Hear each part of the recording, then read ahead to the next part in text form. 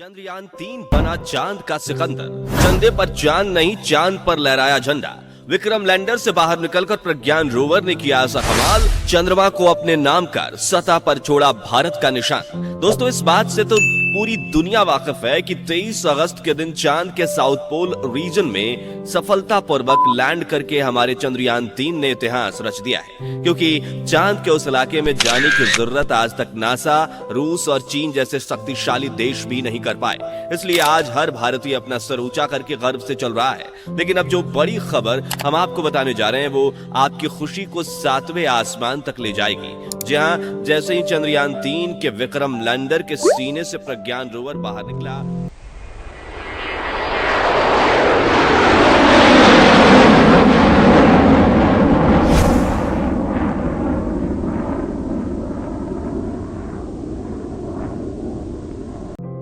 उसने इतना गजब का कारनामा कर दिखाया कि जिसे देख दुनिया भर के देश जलकर राख हो गए और हर भारतीय का सीना गर्व से चौड़ा हो गया। तो आखिर प्रज्ञान रोवर ने ऐसा तो क्या कमाल कर दिखाया और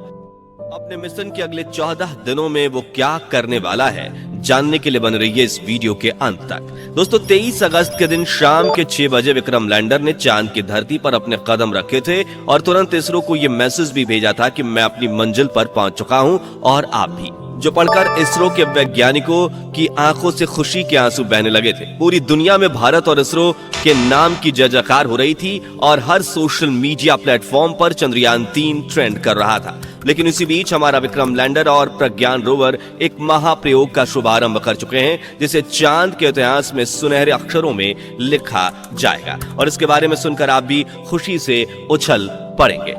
कुछ ऐसी है कि 23 अगस्त के दिन चांद पर उतरने के बाद विक्रम लैंडर ने थोड़ा आराम किया, क्योंकि उसने 55 लाख किलोमीटर से लंबा सफर तय किया था और 24 अगस्त के दिन सुबह इसने अपने मिशन के अगले पड़ाव की तरफ बढ़ना शुरू किया, जो कि था चांद की सतह पर प्रज्ञान रोवर को रिलीज करना, जिसके लिए उसने अपना एक हिस्सा खोलकर प्रज्ञान को बाहर निकलने के लिए रैंप बनाया और जैसे ही चंद्रयान का प्रज्ञान रोवर विक्रम लैंडर के सीने से बाहर निकला, उसके बाद तो इतिहास ही बन गया। जी हां दोस्तों, चंद्रयान 3 के रोवर प्रज्ञान ने जैसे ही विक्रम से बाहर निकलकर चांद की सतह पर चलना शुरू किया, वैसे ही इसने चंदा मामा पर भारत की अमिट छाप छोड़ दी, क्योंकि इसरो ने प्रज्ञान रोवर के पहियों पर इसरो का लोगो और भारत का राष्ट्रीय प्रतीक अशोक चिन्ह को उकेरा था, जिस वजह से ये चांद पर सफर करते हुए आगे बढ़ रहा है। वैसे ये अपने पीछे भारत के नेशनल एम्बलम अशोक स्तंभ और इसरो के लोगो की छाप छोड़ते हुए आगे बढ़ता जा रहा है। यानी कि आज से 1000 साल बाद भी अगर कोई देश या एलियन प्रजाति चांद पर पहुंचेगी तो उन्हें भारत की ये छाप वैसी ही दिखेगी। लेकिन अब आपके मन में एक सवाल जरूर आ रहा होगा कि चांद की मिट्टी पर बने चिन्ह कई सालों तक कैसे ऐसे रह सकते हैं। ऐसा इसलिए दोस्तों क्योंकि चांद पर काफी पतला वातावरण है, इसलिए यहां पर धूल मिट्टी नहीं उड़ती। इसी वजह से साल 1969 में जब एस्ट्रोनॉट नील आर्मस्ट्रांग चांद की सतह पर पहली बार उतरे थे, तब से लेकर आज तक चांद पर उनके पैरों के निशान वैसे के वैसे मौजूद हैं और चंद्रमा पर चंदा मामा पर अपनी छाप छोड़ने के लिए भारत तो दुनिया भर की सभी स्पेस एजेंसियों से सबसे आगे निकल चुका है, क्योंकि प्रज्ञान रोवर चांद के दक्षिणी ध्रुव पर जहां जहां जाएगा वहां वहां इसरो का लोगो और अशोक स्तंभ छपता जाएगा, जिसे खुद चंदा मामा भी नहीं मिटा पाएंगे। आपको बता दें कि चंद्रयान 3 के लॉन्च होने से पहले इसरो ने एक वीडियो जारी किया था जिसमें दिखाया गया था कि प्रज्ञान रोवर जैसे जैसे आगे बढ़ता है वो पीछे अशोक चिन्ह और इसरो के लोगो का निशान छोड़ता जाता है। और अब वैसे ही अपने सफर की शुरुआत करके प्रज्ञान रोवर ने चांद की खाली जमीन पर भारत की कामयाबी का चिन्ह गढ़ना शुरू कर दिया है। साथियों, जैसे आप जानते हैं कि चंद्रयान 3 का रिसर्च मिशन अगले 14 दिनों तक चलने वाला है। ऐसे में इन 14 दिनों में प्रज्ञान रोवर अपनी लैंडिंग साइट और आसपास के इलाकों में काफी लंबा सफर तय करने वाला है। तो जरा सोचिए कि मिशन पूरा होने तक चांद के इस इलाके में अशोक स्तंभ और इसरो के लोगों की कितनी हजारों प्रिंट्स बन जाएंगी। वैसे तो ये काम करने में कोई रॉकेट साइंस की जरूरत नहीं है, लेकिन काफी तेज सोच की जरूरत जरूर है और इसरो के वैज्ञानिक हर बार ऐसे छोटे मोटे मास्टर प्लान लेकर आते रहते हैं जिन्हें देख दुनिया भर की स्पेस एजेंसीज के वैज्ञानिक हक्के बक्के रह जाते हैं और इसरो की कॉपी करने से खुद को रोक नहीं पाते, क्योंकि जहां अपने कई मिशंस के दौरान अमेरिका ने 5 और चीन ने सिर्फ अब चंद्रयान